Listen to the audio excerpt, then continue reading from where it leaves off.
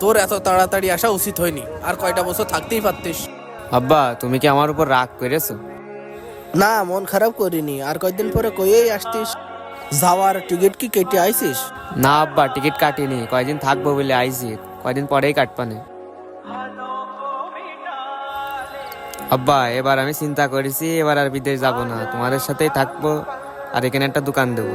হেই, তুই পাগল হয়েছিস নাকি? দোকান দিয়ে কি জীবন চলে নাকি? দোকান দিয়ে তুই কি করবি?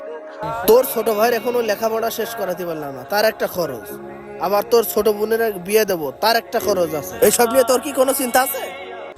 চিন্তা তো করি আব্বা, কিন্তু আমি কি মানুষ না? আমার কি একটু শান্তিতে থাকতে ইচ্ছা করে না?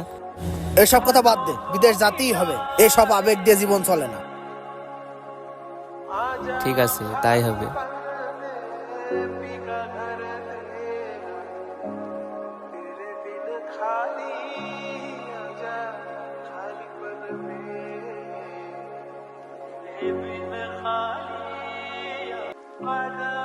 আব্বা, ও আব্বা।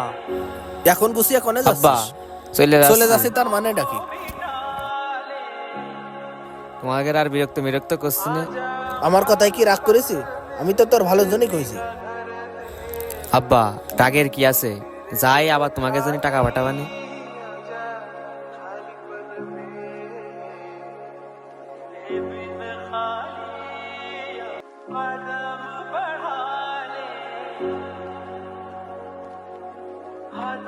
কি রে, কিরাম চলে যাচ্ছিস? কালকে আসলি আবার আজকে চলে যাচ্ছিস? আরে বস ফোন দিয়েছে, তাই ইমার্জেন্সি চলে যাচ্ছে, তোরা থাক।